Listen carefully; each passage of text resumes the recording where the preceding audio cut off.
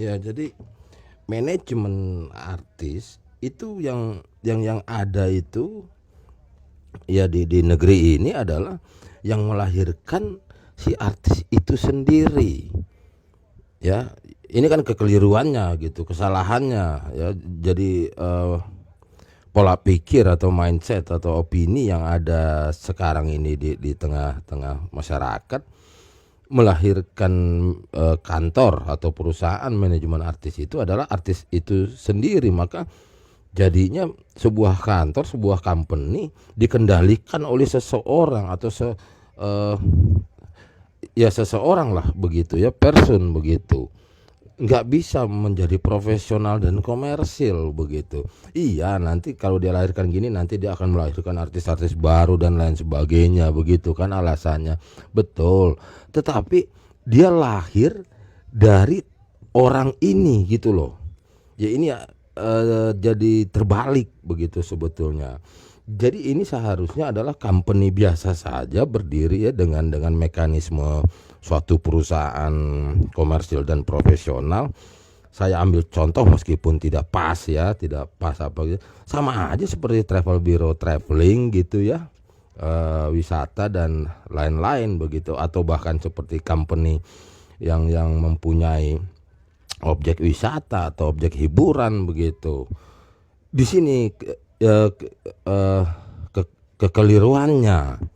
Kalau begini terus, akhirnya nanti jadi ada kepentingan pribadi atau ada pesan-pesan pribadi yang akhirnya para junior ya jadi kayak gitu dah ya.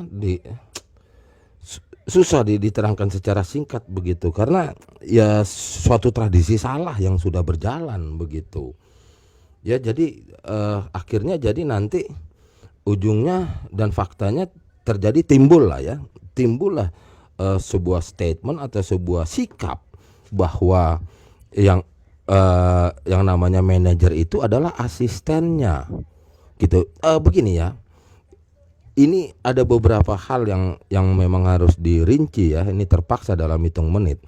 Manajer pribadi silahkan punya gitu loh, tapi manajer kantor manajemen artis itu mempunyainya sendiri juga begitu. Jadi kalau mengerti tatanan semacam ini, nggak akan pernah timbul suatu statement atau suatu apa itu hal gitu sampai ada keluar pendapat bahwa ya manajer tuh yang ngebawain barang-barang gue, tuh manajer gue tuh yang bawain koper gue. Nggak akan gitu lahir sebuah narasi semacam itu bila mana ngerti cara menyusunnya. Kalau manajer pribadi silahkan gitu, tapi bukan manajer dari company manajemen artis, itu berbeda. Nah maka artis-artis itu ibaratnya ya, ini ibarat ya, jadi dia yang kerja ke company tersebut atau apa ya, kalau bahasa umumnya dia yang melamar kerja untuk menjual skillnya, menjual keahliannya, kebisaannya dalam dunia performa gitu loh. Masalah nanti di dirinya mempunyai manajer atas dirinya silahkan, nggak ada kaitan sama company manajemen artis itu gitu loh. Dia juga mempunyai tataannya sampai ada supervisi segala di dalam, banyak unit di dalam, banyak divisi di dalam. Ada divisi publikasi, divisi apa itu periklanan ya, terus ada divisi semuanya lah gitu ya. Salah satunya juga bisa lah disebut ada event organizer-nya dan lain sebagainya begitu. Bahkan dia bisa memiliki venue, dia bisa mempunyai rental equipment begitu loh ya. Ini udah rancu, nggak tahu ini kalau nggak diperbaiki nggak akan bisa. Saya sempat tadi ada jadi obrolan sama teman WA ya, protes gitulah ya apa yang saya uraikan begitu ya, karena dia nggak paham. Begini, orang nggak paham tidak dapat melahirkan bentuk-bentuk pertanyaan yang sinkron dengan tema gitu loh. Jadi gini, ini memang kita sedang bicara panggung, bicara dunia entertainment dengan artisnya. Udah keburu terblok pikirannya bahwa ini artis loh. Ini jadi seolah-olah lain gitu dunia. Enggak. Mesti ada perusahaan-perusahaan profesional komersial. Iya seperti PT-PT lain gitu loh, seperti PT dalam bidang pekerjaan lain biasa saja gitu. Lengkap nanti secara administrasinya, birokrasinya dan lain sebagainya. Yang bisa berurusan dengan manajemen artis lainnya, negara lainnya, ya tentu kita acuannya ke negara maju dong. Masa kita nyontoh sama negara yang lebih mundur dari kita, gimana sih? Gitu loh, ya.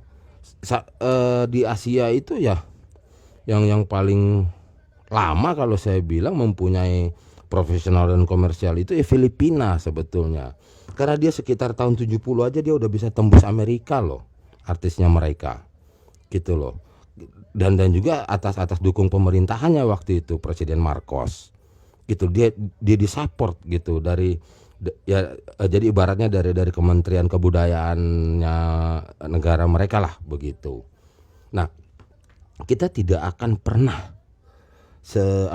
sebanding atau menjadi kompetitor gitu loh. Lihat itu Singapura, dia bisa mendatangkan seluruh artis dunia tampil di negerinya itu di stadion bolanya kan ya, pokoknya di venue begitulah ya, stadion apa kayak tempat itu. Lihat kenapa bisa terjadi. Iya tahu di sini juga pernah terjadi gitu, tapi itu atas upaya sendiri, atas koneksinya dia bagus ke Amerika, bagus ke Eropa, kan upaya sendiri. Jadi bukan karena memiliki sistem, bukan karena memiliki wadah-wadah yang menunjang di dalam dunia entertainment gitu loh. Jadi akhirnya upaya per individu, perorangan jadi yang berupaya begitu.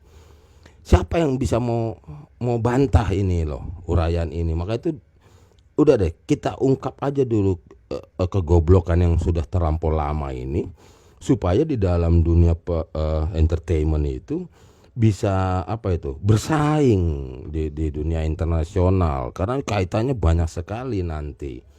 Satu deh saya kasih contoh deh, daripada pada protes nanti dengan YouTube ini. Pernah nggak ada seseorang, oh ya begini aja deh, saya ungkap ya karena waktu habis. Kalau ngomongin artis ya, meskipun salah ya, salah penggunaan kosakata loh, yang meskipun ingat, kalau pemain gamelan gimana, gitu loh, penari wayang bagaimana, gitu. Jadi kalian yang di kota jangan mikirin diri lo aja dengan menyandang nama pekerjaan ini, nama status ini gitu loh. Jangan ngeyel deh sama kita ngerti beginian gitu loh, nggak usah sok teong deh lo gitu loh. Gitu. Jadi yang menangani manajemen artis itu bukan model yang kayak lu doang gitu loh. Dunia performing itu, dunia entertainment itu bukan lu doang gitu loh. Ya, jadi bongkar aja dah. Gitu, ditata. Jadi ini menjadi komoditi pemerintah loh, barang jualan jasa oleh pemerintah kita, jauh lebih menguntungkan dan lebih ya bobotnya lebih jelas begitu, status kehadirannya. Ya kan, mau lagi bukti satu sebelum saya tutup ini video. Apa tercantum pekerjaan di KTP kalian? Gimana sih, banyak kaitannya gitu. Karena nggak jelas statusnya apa, lebih jelas karyawan pabrik, ngerti nggak? Jadi dunia artis di negeri ini nih gini nih, cemen banget gitu loh, nggak jelas gitu. Iya, lebih jelas statusnya, keberadaannya buruh pabrik gitu loh, karena dia langsung digolongkan. Inilah standar UMR, dia dapat melakukan leasing kredit ya dengan keberadaan dirinya, karena dia jelas company-nya apa, slip gajinya jelas ya kan, dia masuk golongan pajak yang mana, NPWP mana gitu loh. Dia juga kalau mau nge-apply visa di dalam mau ke negeri orang ya dengan track record pengalaman kerja pabrik apa bisa begitu loh. Banyak urusannya gitu, cuman ya banyak yang sok tahu gitu loh ya. Manajemen artis saya cut dulu.